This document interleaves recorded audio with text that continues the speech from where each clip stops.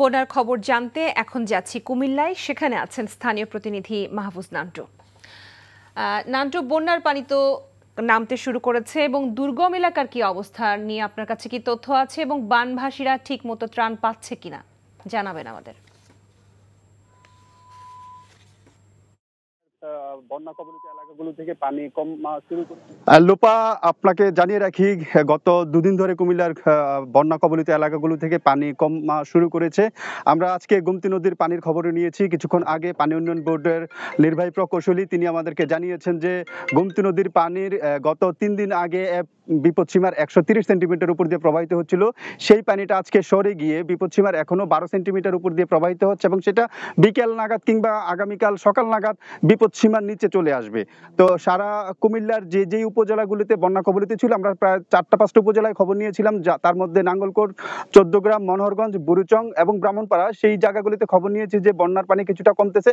তবে যারা বন্যা দুর্গত রয়েছেন তাদের অভিযোগ রয়েছে যে দুর্গম অঞ্চলগুলোতে, দুর্গম যে প্রত্যন্ত ইয়েগুলোতে এখন পর্যন্ত পর্যাপ্ত ত্রাণ যায়নি। বেশিরভাগ ত্রাণই পেয়েছেন যারা সড়কের পাশে যাদের বাড়িঘর, বেশিরভাগ ত্রাণগুলো সেই সড়কের পাশে এসেই দিয়ে তারা চলে যাচ্ছেন। আর আমরা স্থানীয় যেই জনপ্রশাসনের যারা রয়েছেন, প্রশাসনের বিশেষ করে উপজেলা নির্বাহী অফিসারদের সাথে কথা বলেছি, তারা জানিয়েছেন যে তারা চেষ্টা করছেন, তবে সেটা তারা দুর্গম বা যেই জায়গাগুলিতে সবচেয়ে বেশি জলাবদ্ধ সেই জায়গাগুলিতে তারা যেতে পারছেন না নৌকার অভাবে।